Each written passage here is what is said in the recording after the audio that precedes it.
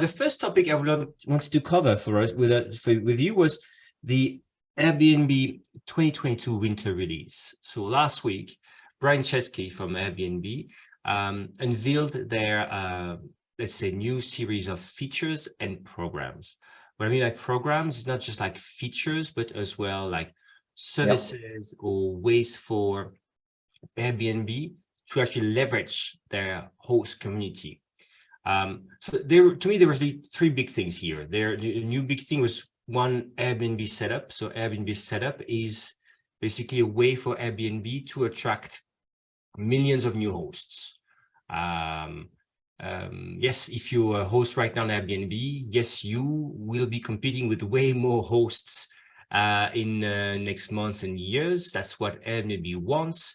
It's good for Airbnb because they want more supply everywhere. Also, in these times of recession, it's also good for Airbnb because more competition probably means average prices, average daily rates going down on the platform overall, right? So that could be a reason why they're doing this. So Airbnb setup to me is also very interesting in the sense that it helps basically people who are afraid of getting started. It helps them get started with a lot of reassurance. First, if they want to, they can get matched with the superhost. That's not brand new. We had this last year with the Ask a Superhost.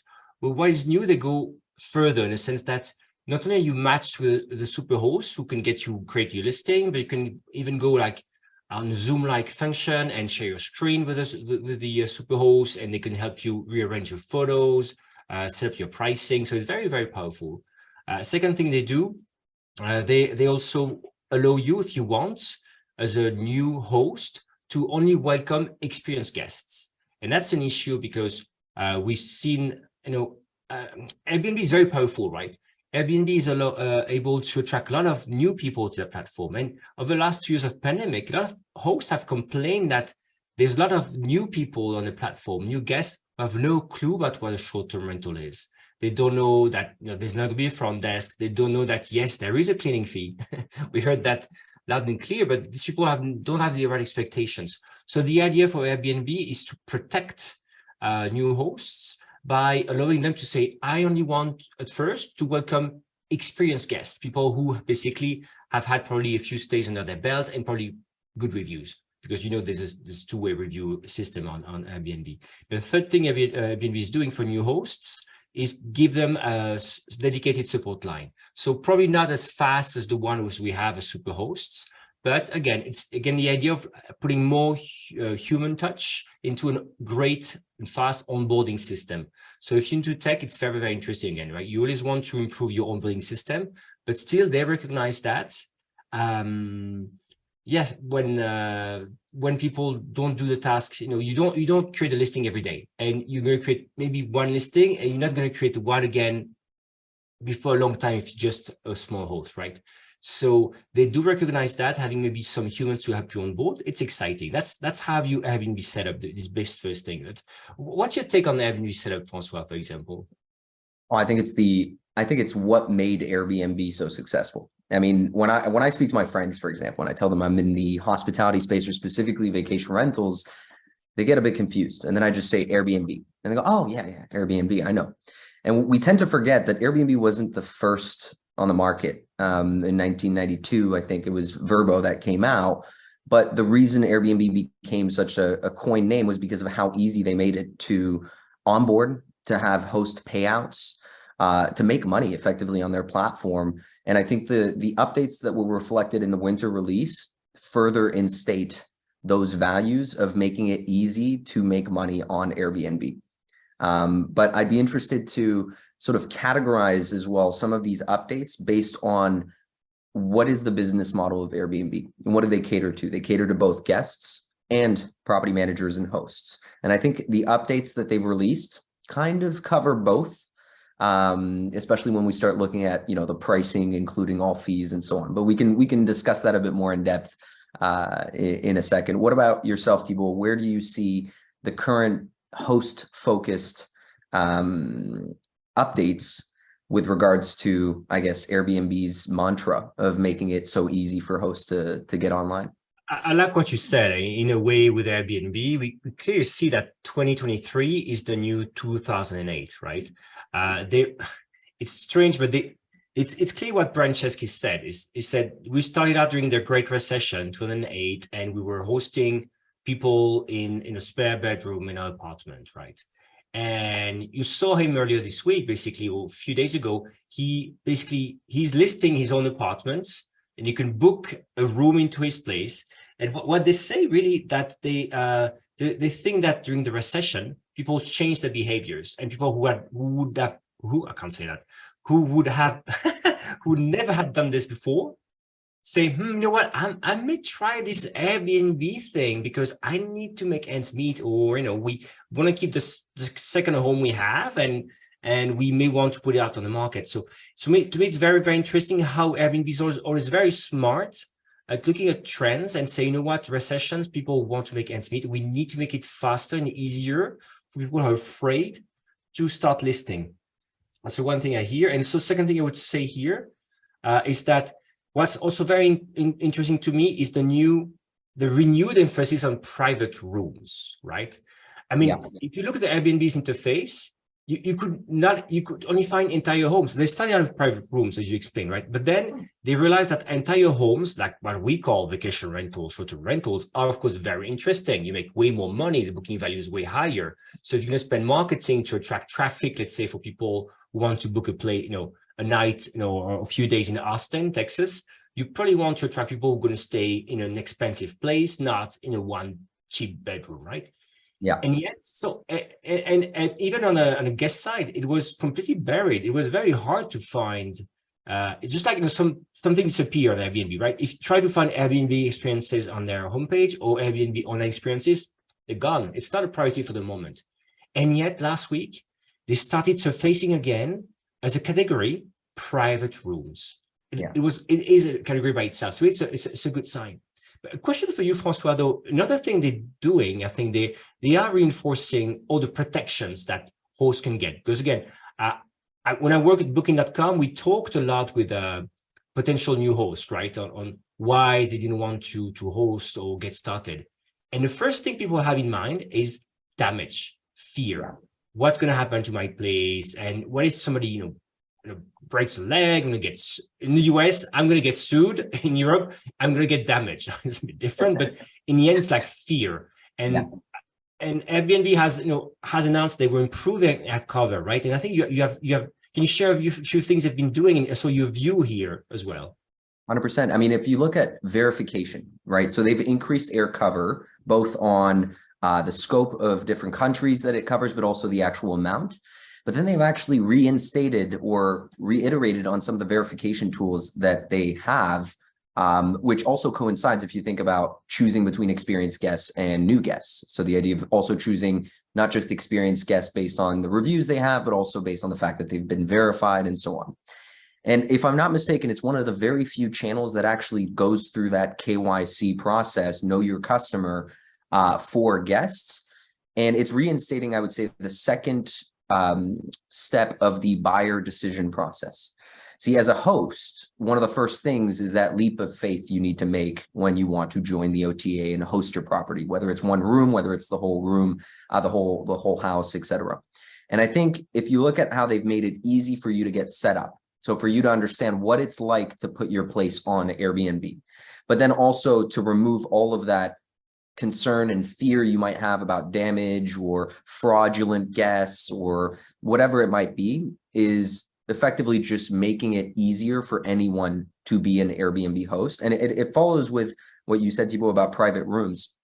See, I think Brian Chesky's bet is with the recession, whether we are in a recession currently or whether it's going to boom even further in the next couple of months or year, he's laying down the groundwork for anyone to make money off their current assets, their current property, their real estate, if you will. And adding on to that verification process is just to make it easier. So if you have one property, you have a room that you're thinking of putting on Airbnb, it's advantageous for Airbnb to have you on as a host. It's increased inventory. A lot of the updates that they've been making over the past year, 2 years, even categories or split stays, things like that, is to optimize the onboarding process to optimize the number of properties on their platform. So I think we're seeing more of a recession-tied update, if you will, on Airbnb, which should signal increased competition, as you mentioned earlier, for all hosts, not just in this webinar. And last thing, also on the same topic to close on that cover, what's also interesting, I agree with everything you're saying, and I would add, again, what I've learned from working at Booking.com is that, for example,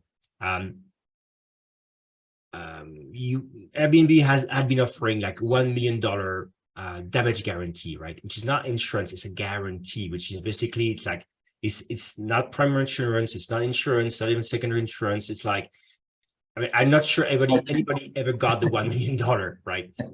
Yeah. Now you're right, they upped the ante. It's like $3 million. Why did they have to increase that? Because nowadays, Vrbo has $1 million free liability insurance for hosts. So does Booking.com. And so, okay, let's just say $3 million, which is basically, doesn't make sense because nobody's ever going to get 1 million, 3 million, but it has more. And so as you said as well, they do this guest screening, or they do this, they do the guest screening, but also they also screen bookings as well.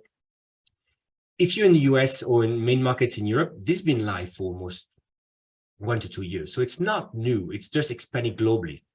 Correct. So it is interesting, right? It's like, so what we learned also, by the way, that it's live in 35, like the booking screening is live in, so basically, as you know, when Airbnb had a lot of issues with the Airbnb house parties, they basically started making impossible for young people to book one stay night in the same city where they live. That's basically a lot of what they did.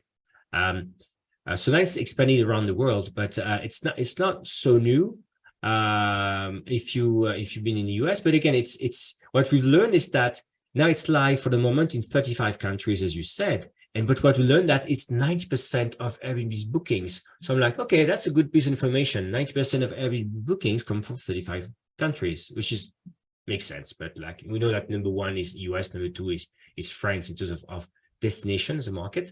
But also a number of hosts, actually, France is number two. So it is very, very interesting as well for markets. So so you talk about the fear as well, that maybe some hosts may think there's going to be more people, and we've heard about the Airbnb bust, right? It's been really, really live and several videos. So in a few words, the Airbnb bust is people posting videos on TikTok or message on Twitter that since the summer, especially in the US, people have seen a decrease in number of bookings they're getting from Airbnb. And that's a contrast with what Airbnb is saying that they just had in Q3, they're in the summer, basically their best quarter ever. But, it means basically in terms of, if a macro view of this, it means basically that Airbnb is doing well, they're driving a lot of demand, but they have so much more supply, but they have 15% more hosts than last year, for example, and they want to get more. It means probably there's like fewer reservations per listing.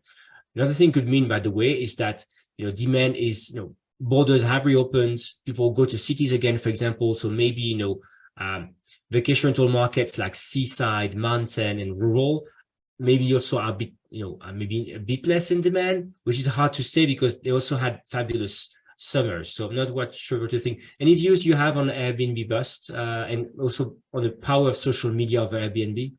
Yeah, I think also the parallel with professionally managed inventory versus individual Airbnb hosts. I'd be interested to see what that information, that data looks like, the distribution of bookings across those two types of categories. Because if you look at Airbnb's update, I think this was on the last update back in the summer release, they also changed how they displayed names of properties where there was a higher emphasis on the location, which meant a higher emphasis on the thumbnail, which, let's be real, property managers with resources that can take perfect pictures of their properties, whether it's drone images, things like that, will have increased visibility on their properties and so on. I think the overall, Airbnb bust, as you call it, or social media, the increased inventory is absolutely reducing average price on a short-term rental, but also complaints from guests. Why am I going to pay? The whole business model of Airbnb was it was a cheaper alternative to traditional accommodations. And I mean, I don't know about you guys, but I remember booking Airbnbs over the past 2 years, and it was pretty much the same price, if not more expensive than the hotel. So being able to bring back, instill those values, 2008, as you mentioned, and now 2022 is, I think, a key focus, key message of Airbnb this today, but then also increased competition from alternate OTAs. Vrbo, nobody knew about Vrbo before the pandemic. And then YouTube, all I could see on YouTube were ads of Vrbo, and friends, family, people started realizing that there are other channels out there. So I think, diversifying people's channels has become a big trend. It's become easier with technology. Property management systems, channel managers, and so on have made it so easy for you to be on not just 2 OTAs, but 50 different OTAs if you wanted to increase visibility, which I think plays a role as well on that. I feel so bad for Vrbo. Come on, they've been around for 20 years. I know. But what is true though, in the US especially, the brand HomeAway was so strong and they killed it, right? They had to pick between Vrbo and HomeAway. And also what's really funny that Airbnb is a global player, right? They are in every country in the world. So is Booking.com. But Vrbo is really only in 22 countries in the world. Not many people know that, but they're not everywhere. And in big countries, or countries that are big for them, like Australia, for example, or France, they're not even called Vrbo, right? In Australia, they're called stays, and they're Abritel in France. So it is, the Vrbo. But again, I agree with you. They've done an amazing job, Vrbo, being there, having the right messaging, and they're really good because also, the whole last 2 years was all about people booking an entire home, not a private room, which is exactly and probably a larger place, which is what Vrbo is about. Vrbo is really, really about welcoming, at least five. What Vrbo wants is different from Airbnb, right? What Vrbo wants is people booking a big place, at least 2 bedrooms. 70% of the supply of Vrbo has at least 2 bedrooms, and they want to have large families, like multi-generational families, like 5 or 6 guests. That's what they're aiming for, which is different from Airbnb, right? I mean, before the pandemic, the use case for Airbnb was like one couple booking a place in a city for a weekend, right? Yeah. Has changed during the pandemic, right? More people book, long stays, and people also book vacation rentals. But it's still going to be a core use case for Airbnb, at least a couple booking in a big city. For the future. Something I want to talk about the pressure of social media on Airbnb. To me, it's very interesting, right? So the Airbnb buzz, for example, is really about people saying, I don't have enough demand, what's happening from the host side. But the whole campaign against cleaning fees as well on Airbnb has been about people complaining in video and TikTok, saying cleaning fees are so high, Actually, more than a year ago, Brian Chesky, Airbnb CEO, had to talk and say, we're going to, make an inquiry. We want to know what's happening with our cleaning fees. And I look at their stats, and just to be fair with them, and to react to what you said, Francois, is as well, yes, I mean, places and overall, Airbnb looks more expensive. It's also because for the last 2 years, people were not booking private homes. They were booking entire homes. And as we know, if you have a vacation rental home, it is more expensive. It takes more time to clean an entire home than a private home. So of course, suddenly people who used to book a cheap private room with almost zero, very low cleaning fees, suddenly we're booking, a place for a larger place, for more days, and obviously had a higher fee. So that's also created a whole backlash around Airbnb, which I find a bit unfair in the sense that in the end, it's not Airbnb who's deciding on cleaning fees. But I'll go into the next topic, because basically Airbnb now has announced, that they would be displaying a total full price on their website. What it really means here is that in the US, well, until now, it's going to be in December. For now, if you make a search on Airbnb, you're going to find a place. The listings in the search results are going to be shown with a price per night. Then you go to the listing page. You'll still see price per night. You need to enter dates, and then you will see whether there's a cleaning fee on top. And so you will see whether there's a service fee, right? As you know, service fee is basically the money that Airbnb is taking from the guests. But what's also very interesting with Airbnb, I always like we have to remember that we know the industry, right? But guests don't. So they think sometimes the cleaning fee is decided by Airbnb, or they may think a service fee is decided by us, the hosts. So anyway, so sometimes it's like hundreds of dollars more at the end, at the time of booking, right? When they are right into starting the book. So what Airbnb is doing now, well, starting December, the service fee, the cleaning fees, any other fee, because Airbnb has allowed for you to create a pet fee, a resort fee, all kind of things. All these fees will be fully loaded at the beginning, right? When you make a search on a destination, in their search results, you'll see the fully loaded price, but that's an option. A lot of people talked about this, Airbnb is going to display the full prices. This is not true, in the sense that the default option in December on Airbnb will still be the price per night. You're going to have to toggle something on to see the full price display. So it is very interesting that people didn't see that, but I'm like, yeah, that's not what Franceschi is showing in the demo. You have to toggle this on. Yes, I want to see the full price. And another thought about that, so again, it was, to me, social media got Airbnb to do this. But you know what? In Europe or Australia, New Zealand, we've had this for years. Like it's the European Union, for example, because of competition laws and consumer protection, has made it mandatory for Airbnb, Vrbo, and Booking.com, for example, to display this full price since 2019. So isn't it very interesting, Francois, that in North America, where you are, social media gets Airbnb to be more transparent, whether actually it's more like laws and standards or the EU over here in Europe. What do you think? Well, I think I agree. I mean, social media will always have an impact on decisions that companies make, because at the end of the day, it's their audience, right? It's guests and so on. It's one of the verticals that they sell into. But I think there's also a parallel to be made on how Airbnb is branding itself and marketing itself. In the sense that, so if you look at, I think it was back in 2017, when they pulled out of Google and being displayed on Google, part of the reason why is because they wanted to make sure that people weren't thinking, I'm going to Google a vacation rental, but rather I'm going to book an Airbnb, to maintain that noun that they've coined in this industry that every one of us use. And I think there's a parallel to be made between that topic, this idea of marketing yourself as Airbnb, and the pricing. And that's to reduce some of the frustration and that confusion that you mentioned around fees and so on. Is it Airbnb setting these fees? Why is Airbnb so expensive, et cetera? And actually potentially shift that over to the property manager or the host. See, it's no longer Airbnb overpricing with all the fees and so on. It's the host. So I think there's a negative impact. It's a debate, and I will chime in here. I'm like, I've seen so many of this being like, oh, Airbnb saying, yeah, the issue was like the cleaning fee was like coming late and people they felt like cheated on. And I'm like, yeah, Airbnb, how about your service fee? Correct. You decide on that. And it was, correct. And service fee is such a mess.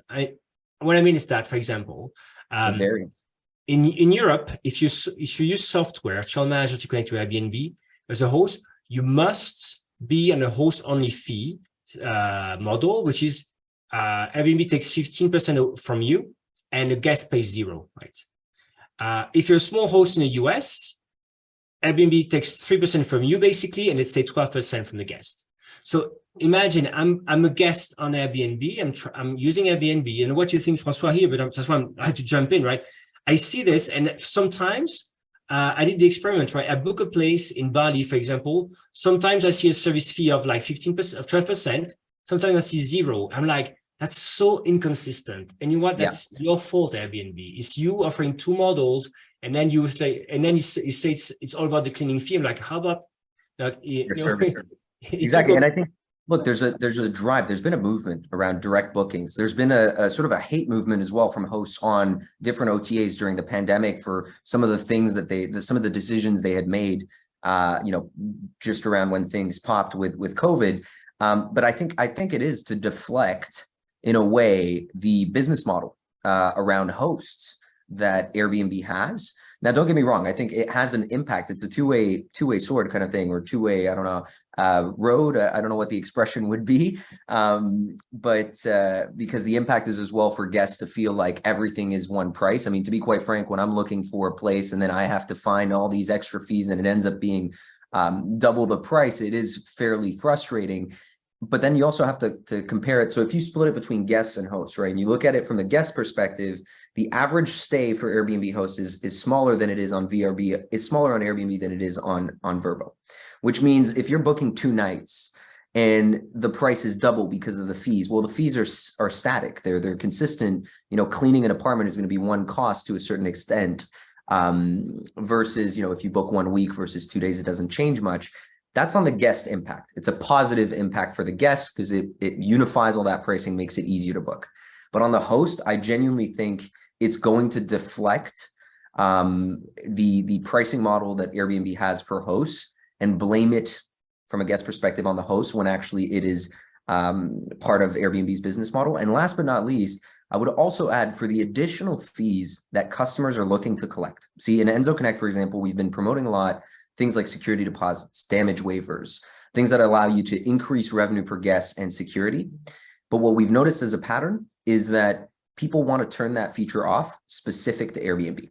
Why? Because guests complain. If they book on VRBO, they have no problem paying a security deposit, paying a damage waiver fee, paying pet fees, whatever it is. But on Airbnb, they feel cheated. They feel like they went through the booking and now suddenly there's extra fees, and the fees are not on Airbnb. They're on platforms like Enzo Connect. They're on other platforms. And so I think it's also related to Airbnb bringing all of that payment element, focusing it on Airbnb, because that's how they make their money. They don't want payments to happen externally. In fact, they don't even want messaging to happen externally. So I think there's a bigger play here than just what they're marketing, which is we listen to you guests. Don't worry, it's all packaged into one, if that makes sense. It does. And so now we're going to close on Airbnb, but I want to cover 2 questions. One from Steve, who basically, I didn't see your question, Steve, but same wavelength we were talking about. Steve was asking whether, about basically the new host fee model I was talking about. So basically, right now on Airbnb, there are 2 models going on. There's the split fee model. Let's say a traditional model, which is like 3% from the hosts and about 12% from the guest, right? That we know. In a lot of countries, in Europe, for example, if you use a channel manager or if you're a property manager, basically, if you use any of Airbnb's hosting tools, professional hosting tools, you've been forced to go under the host-only fee model, right? Which is basically Airbnb is taking 50% from you, just like Booking.com is doing, basically. This was, I would say, about 2 years ago in Europe, and this has expanded. So in more and more countries under the thing, I think and that's, again, smaller hosts tend to still have this split fee model. And for property managers, kind of depends on the countries. I think most people in the US now are under this 50% model. Again, that's not new. Sorry, there's some criteria to this. So I'm very interested from Steve or Jordan, for example, you were wondering about this, to know how many properties you have, whether you use a channel manager. So that's what I want to say, right? It's not a choice, right? You can't opt in. They're going to force you depending on where you are, right? And you can go online. It's not super precise, but I would venture. I mean, I talked with Price Labs. Funny enough, we talked about this week. It was not clear that it was actually live in the US, for example, for everyone, even for property managers. So it is very interesting. A second question was from Vinny, and Vinny was asking, are the OTA fees based on the nightly rate, including the other fees, cleaning, pet, resort, or not including the other fees? Okay,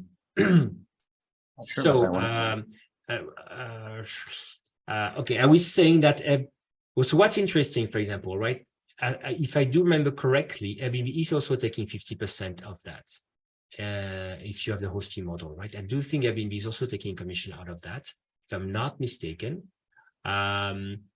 Now, in terms of, is it included in a big chunk like this, like fees?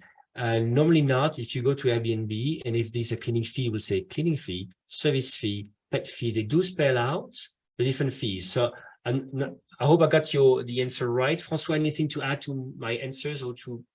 Not specific to the answers, but I was looking at, because I just figured out where the Q&A button was on Zoom. So it took me a few minutes there to figure this out. But I also wanted to point out, Jacqueline Nord here explaining how 5% of her reservations are from Airbnb, and that most of them are actually direct. I think there's actually a huge movement that is underestimated, that isn't necessarily talked enough, or has been lately a bit more, around book directs, direct bookings that have taken over, people wanting to build their brand.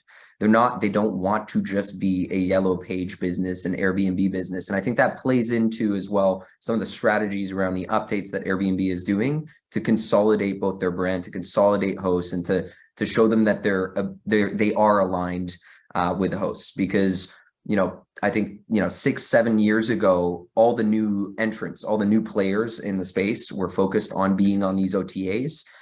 New players in the space today are focused on building a brand. They're focused on building a unique business in a specific space with specific experiences.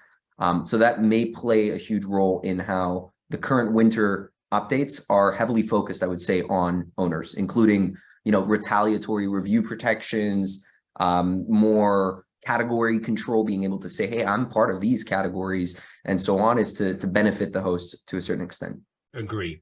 Let's now spend 5 minutes on layoffs, and which is it's sad, and 5 minutes on energy savings, energy crisis, and to leave time at the end. So why are we talking about this right now? Well, let's say, let's see, barely a year ago, so is it 2 years ago, Airbnb went public. Big success, fantastic. It's like they went from, it's like resurrection. They almost died during the first lockdowns, and then a bit more than a year later, they are publicly traded. It's going really well. And as you remember, at the time, there was a lot of money, right? People trying to invest money here and there. So all through 2001, basically, there was a lot of money trying to get invested into things, and vacation rentals looked hot, right? So we had quite a few companies go public related to short-term rental industry. Not all the same, doing very different things actually, but they were like somehow like Airbnb, or kind of sound like to Airbnb for people who didn't know what it was, or they could say Airbnb, magic word. So for example, Vacasa, which is the biggest property management company in North America, Vacasa went public. We also had, for example, Home2Go, which is it's a booking channel / meta search going public in Europe. We saw a company like AvantStay. AvantStay was a bit different. They raised funds to invest, let's say, in real estate or different kind of things. So it was so interesting. So a lot of companies with a high profile went public. Also Inspirato, which is more like, let's say, it's like a club for vacation rentals. They went public. And now what do we see? Like most of these shares are down 80%. Airbnb also is down, but only, if I may say, 40%. These companies are down 80%. And Vacasa, for example, they changed their leadership team. They have a new CEO, and they've laid off, I think it's second or third waves of layoffs. Or AvantStay, they laid off, I think, 20% of their staff.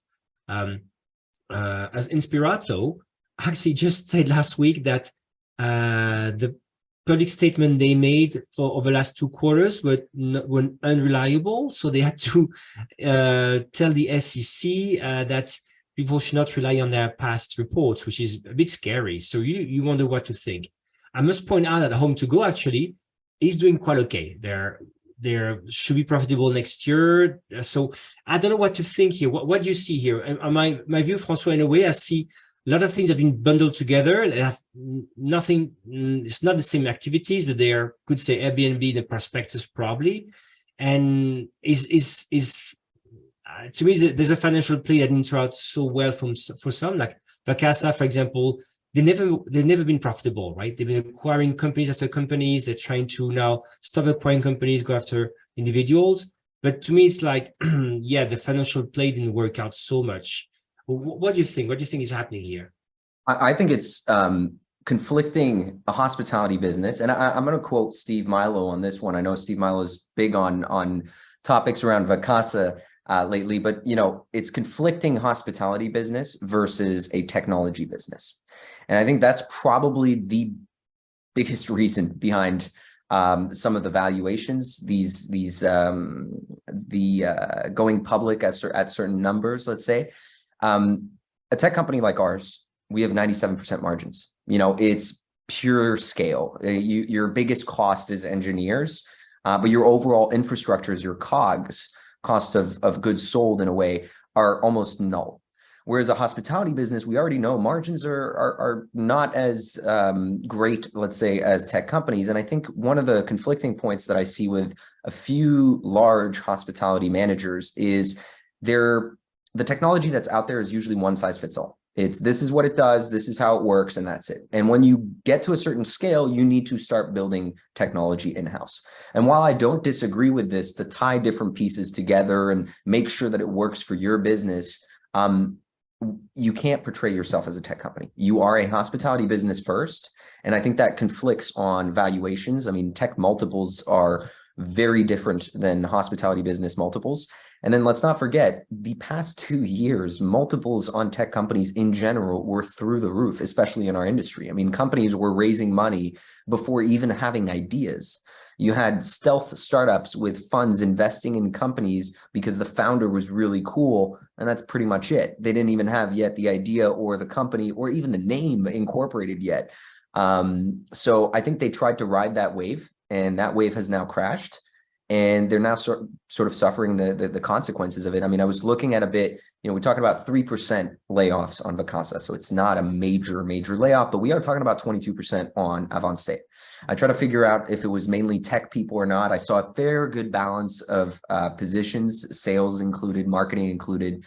But I think, the fact that technology is also a part of that sort of indicates that priorities probably have shifted towards focusing on not just growth at all cost, but sustainable business, profitability at all cost, which is very different from the VC world that we've seen over the past 2-3 years.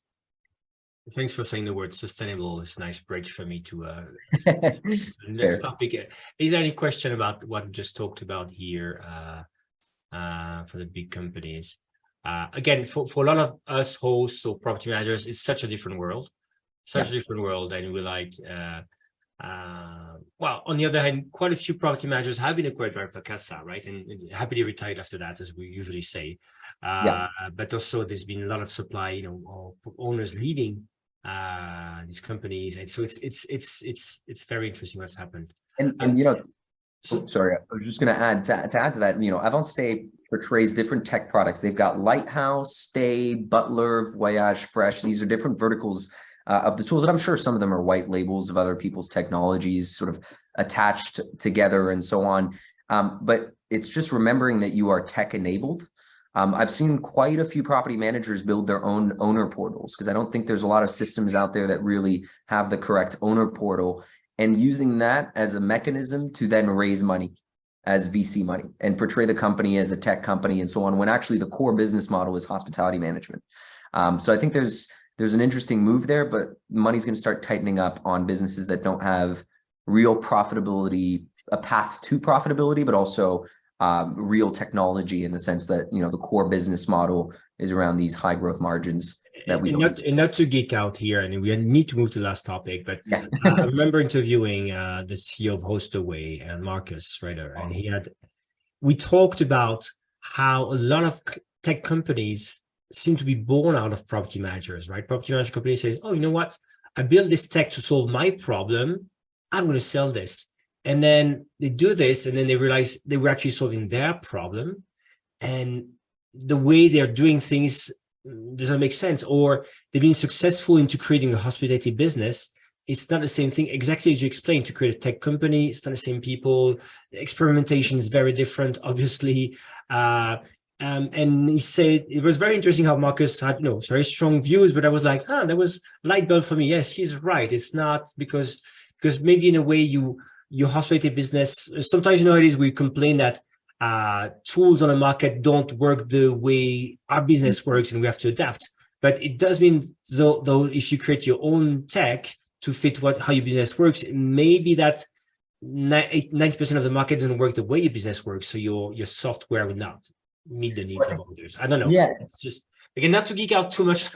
No, I know. I know we have to move on to the next subject. Exactly. I want to talk about green stuff. And I got properties in the Caribbean, for example, right? Because I used to live there. And I was afraid of talking about being sustainable, right? Feeling a hypocrite here. and doing greenwashing. So I didn't start because I'm like, yeah. But you know what? I'm gonna host a panel in Paris end of the week, or for scale rentals in France.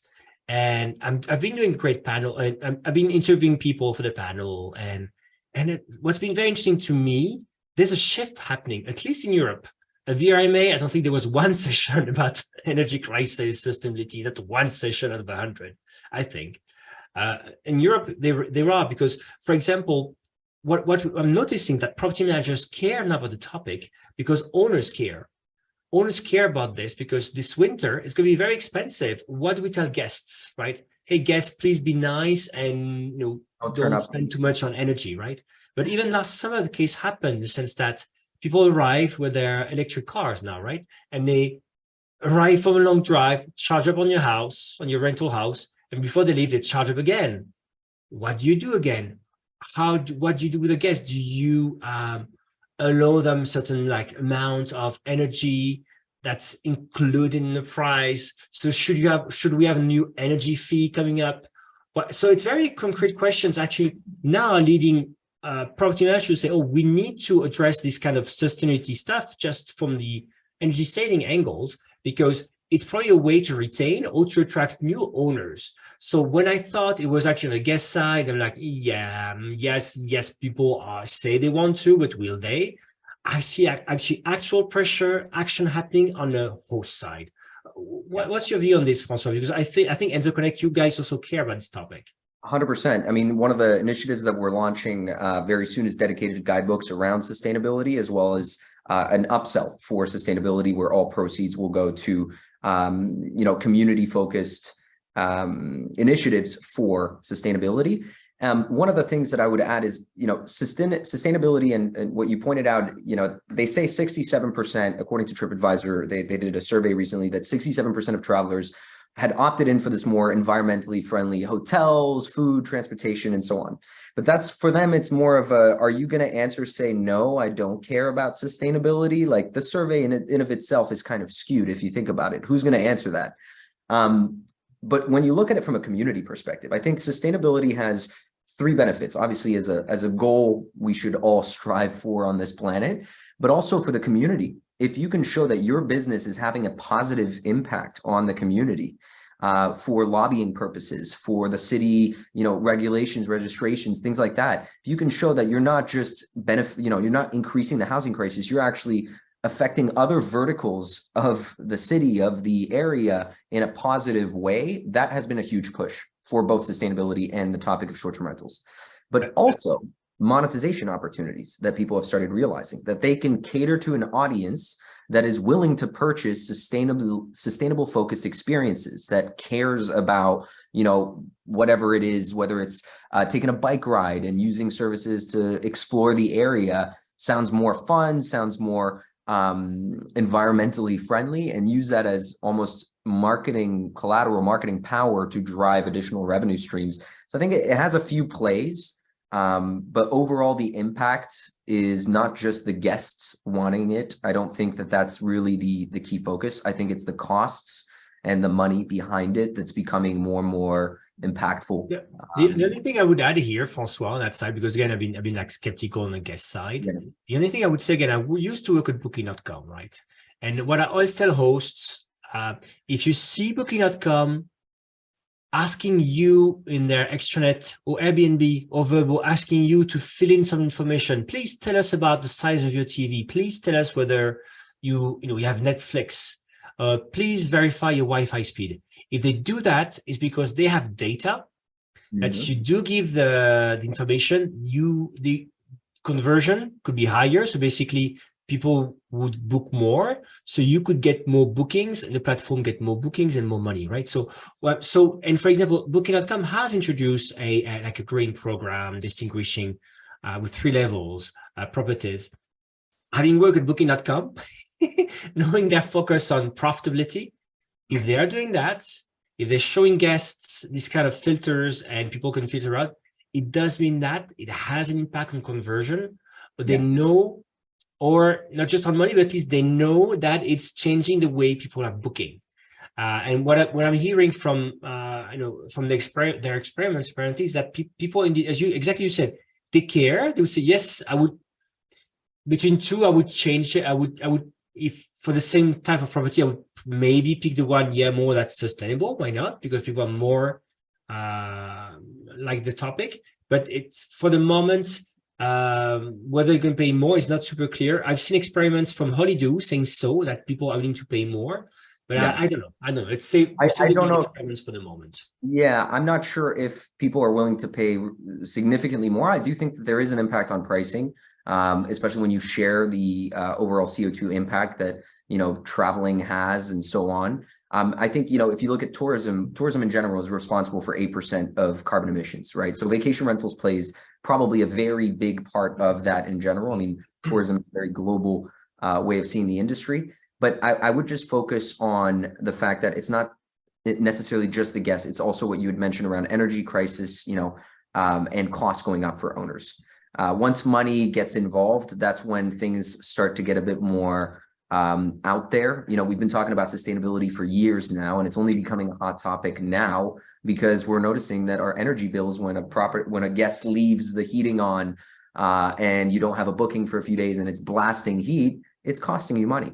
So I'd be intrigued by what you said initially, which is, are we going to start seeing fees on energy, which I've already seen actually in Mexico, people putting it in their agreements that in Europe as well. Yes. Yeah. After a certain price, you're paying after a certain cost of energy and so on. So it'll be an interesting shift. I don't know if the US is ready for that. So let's see. So I'm going to close on this. I want to make sure I'm thanking Francois and Nathan. Maybe each of you, Francois, let's start with Nathan first, and then Francois, can you again let people know how to contact you best? So Nathan, what's the best way to contact you and your company? Sure, guys. So just hit me up on LinkedIn or send me an email. I'll put the links in the chat below. And super happy to have interesting conversation with hosts and property managers. Fantastic. Thanks for being with us today. How about you, Francois? It's simple. Just go on our website, ensoconnect.com, ENSOconnect.com, and you can learn more about what we do. Configuration is a big part of what we do. So not a one-size-fits-all guest experience platform. And you can book a demo directly from our platform if you want to learn more about how the tool works. Or reach out to me on LinkedIn. I'm always happy to have conversations with property managers and people in the industry. All right. Thank you all. Thank you, Francois, Nathan. Thank you, Yuvika, for setting this up. Thank you all for attending. There were about some point more than 40 people live. It was amazing. Again, if you're watching this tomorrow, as you know, we're saying this to our 5,000 people. As usual, it's great to be live because you feel like you get to ask questions. I did notice a lot of people had questions about Book Direct. I got that. I'm also hosting a panel this week about Book Direct. So next month, you can count that we have more things to say about Book Direct because again, I got clear views about, is it really more profitable to do Book Direct or not versus booking for big platforms? There's pros, there's cons, there's ways to maybe focus on people who booked with you to get them to rebook with you a second directly with you. Anyway, lots of topic I'm going to be covering this week, but during a panel, but we'll cover it next month for our catch up. Thank you all again, and take care, everyone. Bye. Thank you, Thibault. Thank you, Vika.